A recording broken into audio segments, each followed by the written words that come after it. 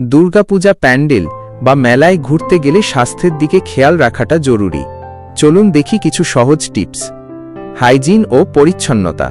হাত পরিষ্কার রাখো, হ্যান্ড স্যানিটাইজার সঙ্গে রাখো।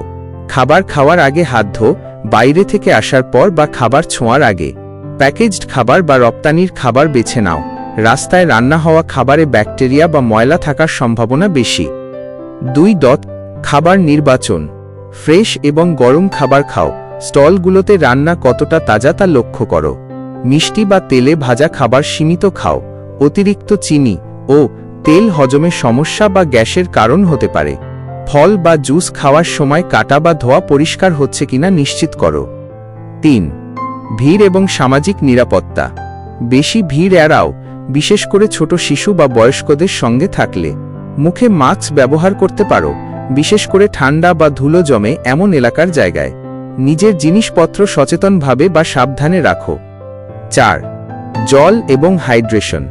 পর্যাপ্ত পানি পান করো, ভিড়ের মধ্যে দেহ শুষ্ক হয়ে যেতে পারে। ফ্লাস্ক বা জলের বোতল সঙ্গে রাখো। 5. চলাফেরা ও বিশ্রাম। বেশি হাঁটলে বা দেরি করলে ছোট বিরতি নাও। সঠিক জুতা পরো যাতে পায়ে চোট না লাগে।